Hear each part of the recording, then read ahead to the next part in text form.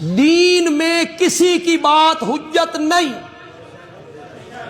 پکا لو جو نئے لوگ آئے ہو تمہیں علماء یہ بات نہیں بتائیں گے. بندیالوی تمہیں بتانے لگا ہے. دین وہ نہیں ہے جو بندیالوی کہہ رہا ہے. بندیالوی کا باپ کہتا ہے، مرشد کہتا ہے، استاد کہتا ہے، یا کوئی بزرگ کہتا ہے. دین وہ بھی نہیں ہے جو تو کہتا ہے، تیرا باپ کہتا ہے.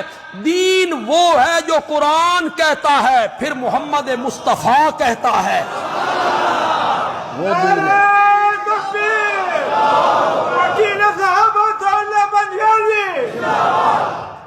کسی کی بات دین میں حجت نہیں ہے. تم خواب پیش کرنے لگتے ہو. فلاں بزرگ کو خواب آیا تھا. خواب تو حضرت صدیق اکبر کا بھی حجت نہیں. خواب تو صرف نبی کا حجت ہوتا ہے. بس نبی کے علاوہ خواب کی کیا حقیقت ہے؟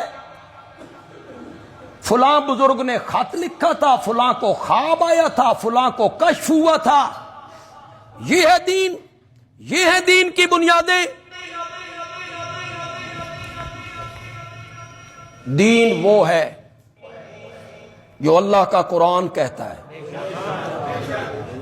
پھر جو محمد عربی کہتا ہے صلی اللہ علیہ وسلم. تو ہر فرقہ یہ کہتا ہے کہ جس رستے پہ میں چل رہا ہوں وہی سیدھا ہے.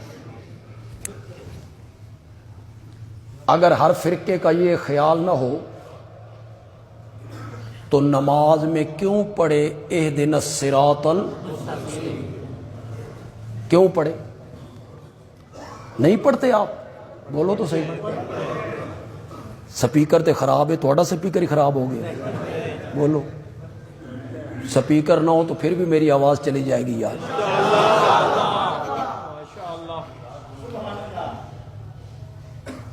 پڑھتے نہیں ہو تم؟ بریلوی، شیعہ سب پڑھتے. عالم بھی پڑھتے ہیں، جاہل بھی پڑھتے ہیں، پیر صاحب بھی پڑھ رہے ہیں، مرید بھی پڑھ رہے ہیں، سب پڑھ رہے ہیں اہدنا الصراط المستقیم. دعا مانگی ہے نا سورۃ فاتحہ میں، دعا مانگی ہے.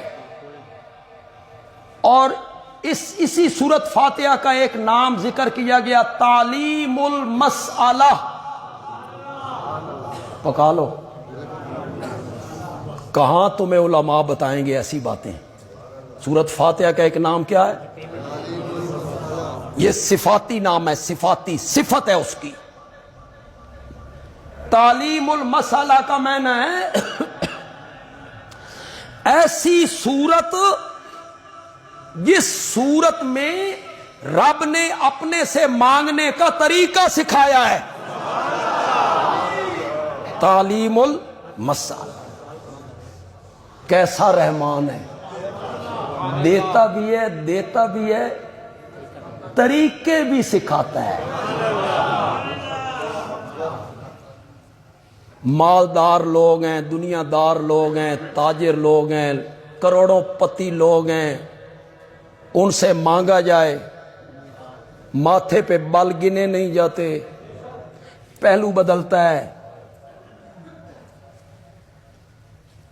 کوئی سفیر چلا جائے، کوئی عالم چلا جائے، کسی مسجد کے لیے وفد چلا جائے، مسجد بنانی ہے، اس کو پتہ چلے بھائی انہیں چندہ منگنا، تو وہ تاجر صاحب اپنی بات شروع کرتے ہیں. آج کل کوئی مالی حالات چنگے نہیں تاکہ یہ مجھ سے چندہ نہ مانگے. اپنا رونا روتا ہے وہ جسے رب نے چھپر پھاڑ کے دے رکھا ہے. اپنے رونے لگ جاتا ہے وہ. مالی حالات اچھے نہیں ہیں. یہ وہی مہربان ہے نا جو کہتا ہے مانگو عطا بھی کروں گا، مانگنے کا طریقہ بھی سکھایا ہے کہ ہر چیز مجھ سے ہی مانگنی. طریقہ کیا سکھایا؟ فاتحہ میں سکھایا. کہ یہ کوئی طریقہ نہیں مانگنے کا کہ تو ہاتھ اٹھائے اور اپنی دعا پیش کرے، اپنی درخواست پیش کرے، اپنی گزارش پیش کرے، مولا مجھے شفا دے دے، قرضے سے نجات دے دے، اولاد دے دے، رہائی دے دے، پریشانی دور کر دے، یہ مانگنے کا کوئی طریقہ نہیں ہے۔ آؤ فاتحہ میں تمہیں مانگنے کا طریقہ بتاتا ہوں۔ اپنی درخواست پیچھے کر دے، اپنی دعا پیچھے کر دے، اپنی گزارش پیچھے کر دے، میری صفتیں بیان کرنی شروع کر دے۔ پہلے میری صفتیں بیان کر۔ مثلا دعا مانگنے سے پہلے کہا یا رحمان، یا رحیم، یا ستار۔ پہلے میری صفتوں کا ذکر کر، اتنی صفتیں میری ذکر کر کہ میں عرش سے بول کے تجھے کہوں فسال یا عبدی، مانگ میرے بندے کیا مانگتا ہے، میری اتنی صفتیں جو کر رہا ہے۔ فاتحہ میں آپ نے، میں نے، بریلویوں نے، دیوبندیوں نے، شیعوں نے، نیک نے، بد نے، ہر ایک نے ایک سوال کرنا تھا، اہدنا الصراط المستقیم۔ یہ سوال، یہ درخواست، یہ دعا کرنی تھی۔ اللہ نے فرمایا دعا پیچھے کر دے، پہلے شروع ہو جا الحمدللہ۔ تو کوئی تو سمجھ بھی آئی کہ نہیں؟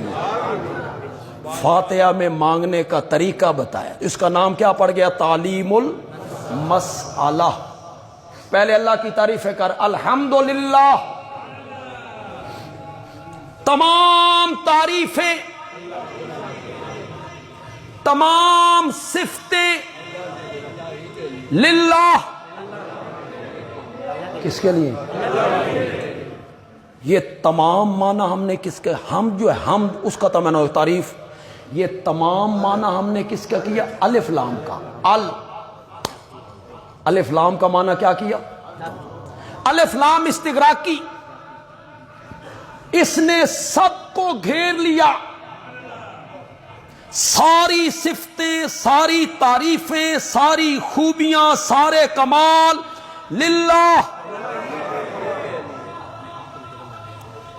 پڑھاتے تو ہم طالب علموں کو ہیں، لیکن رب نے مجھے توفیق بخشی ہے کہ میں مشکل بات بھی لوگوں کے لیے آسان کر دیتا ہوں، ورنہ یہ بات تو طالب علموں کی۔ یہ جو ہم نے معنی کیا ساری صفتیں کس کے لیے، اس پر ایک اعتراض ہوتا ہے، شبہ پیدا ہوتا ہے ذہن میں، یا اللہ کچھ تعریفیں تو تو نے خود انبیاء کی ہیں، نبیوں کی، سب سے زیادہ صفتیں اور تعریفیں آمنہ کے لال کی تو نے کی ہیں۔ یا ایھا النبی انا ارسلناک شاہدا ومبشرا ونذیرا وداعیا الی اللہ باذنہ وسراجا منیرا۔ کس کی تعریفیں ہو رہی ہیں؟ بولو تو صحیح یار۔ انا ولکن رسول اللہ